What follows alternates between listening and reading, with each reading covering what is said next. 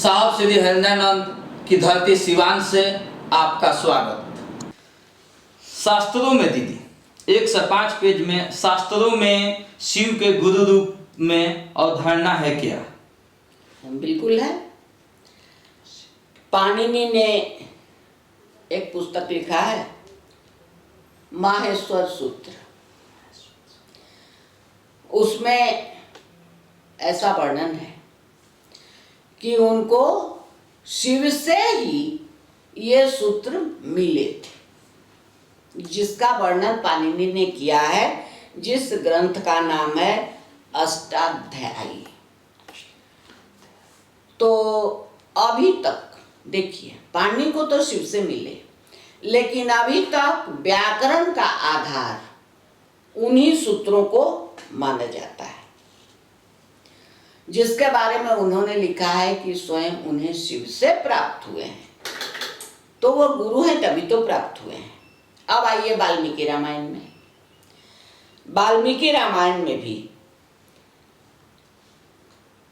वाल्मीकि ने बाल कांड में शिव के जगत की सृष्टि और अंत करने वाला, सभी लोगों का आधार और प्रथम गुरु के रूप में वाल्मीकि ऋषि ने वर्णन किया है वाल्मीकि रामायण में।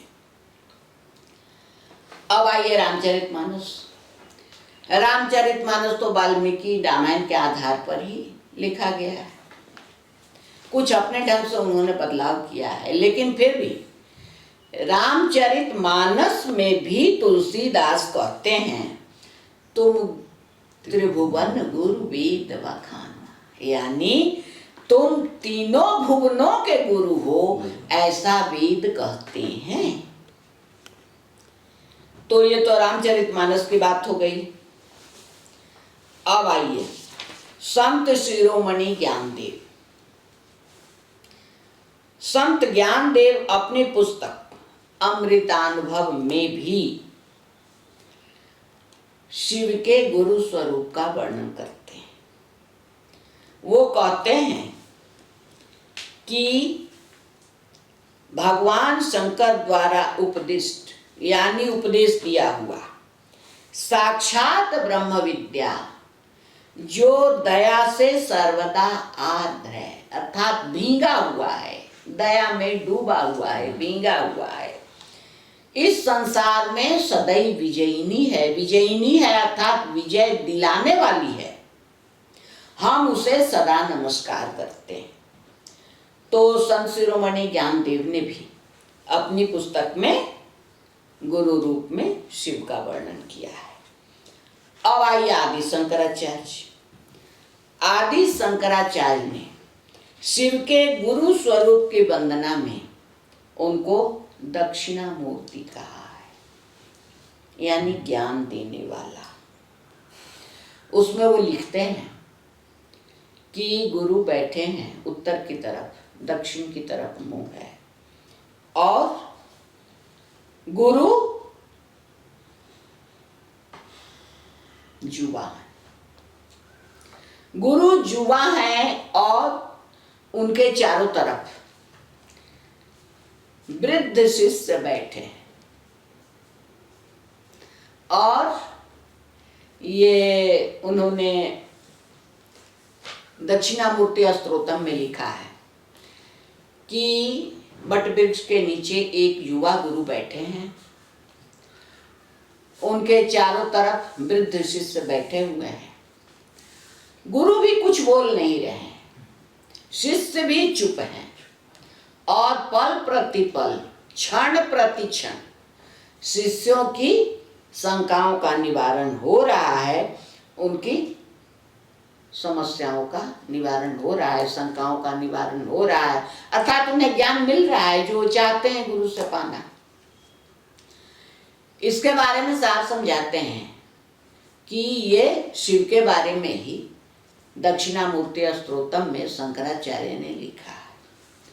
शिव तो सदैव युवा हैं, और जो वहाँ शिष्य बैठे हैं, तो साहब ने इस संदर्भ में समझाया कि वृद्ध का अर्थ होता है विद्वान।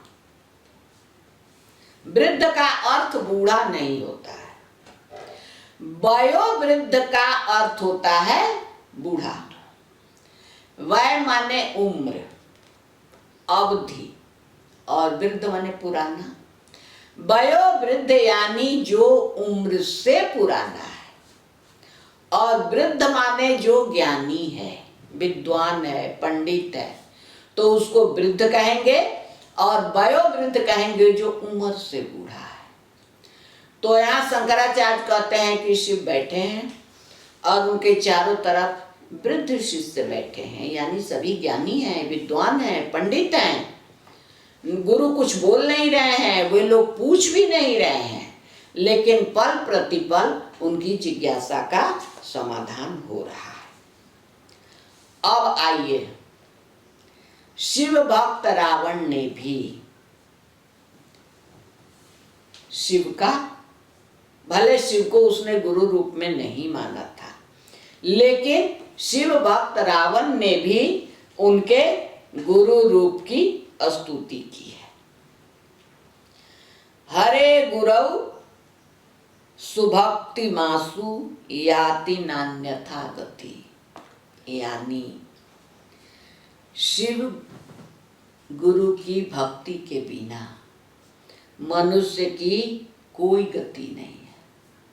हरे, हर शिव को कहते हैं, गुरु, गुरु मतलब शिव गुरु के सिवा मनुष्य की और कोई गति नहीं है।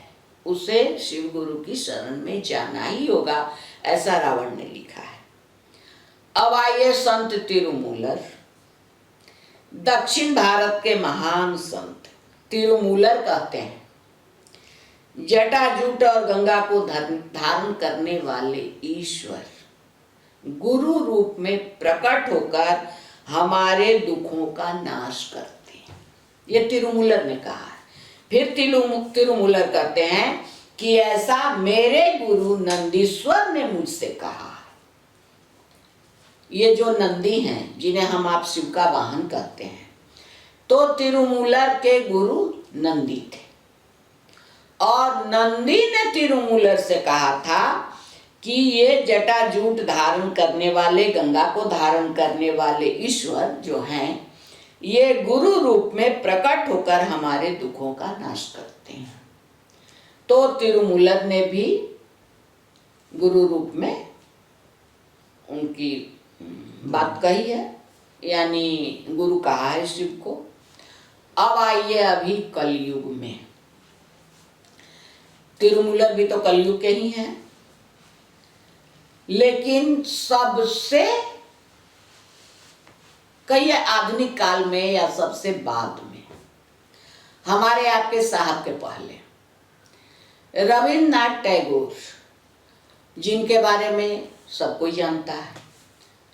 रविन्द्रनाथ टैगोर को नोबेल प्राइज मिला था।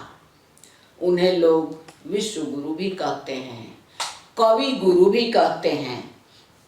उन्होंने भी शिव को गुरु रूप में माना था, लेकिन उन्होंने कहा नहीं किसी से। लेकिन उनकी एक कविता है जिसमें उन्होंने इसका वर्णन किया है। आमी नटराजेर चेला, बंगला में है नटराजेर माने नटराज का, आमी माने मैं।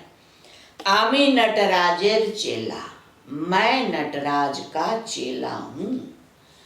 चित्त आकाशे देखी खेला, यानी गुरु मानने के बाद हमारा आपका जो चित्त है, मन है, सोचने का ढंग है, वो बदल जाता है। उसी के बारे में कह रहे हैं कि चित्त आकाशे देखी खेला। अब और आगे सुनिए, बांधन खोलेर, यानी हम लोगों का जो भव बंधन है, जिसके चलते हमको आपको बार बार जन्म मरण के कष्ट में पड़ना पड़ता है। बार बार धरती पर आओ जाओ, तरह तरह के दुख भोगो। ये जो बंधन है, जन्म मृत्यु का बंधन, इसके बारे में रविन्द्रनाथ टैगोर कह रहे हैं कि बांधन खोले सीख छी साधन। माने ये बंधन कैसे खुलेगा, कैसे टूटेगा कि बार बार इस धरती पर ना आना जाना पड़े, जन्म मृत्यु का चक्कर ना झेलना पड़े, यही सीख रहा हूं मैं अपने गुरु नटराज से। यही सीख रहा हूं महाकालेर त्रिशूल नाचे, यानी वो शिव जो महाकाल भी हैं उनका त्रिशूल नाच रहा है और वो हमें बंधन खोलने की युक्ति सिखा रहे हैं।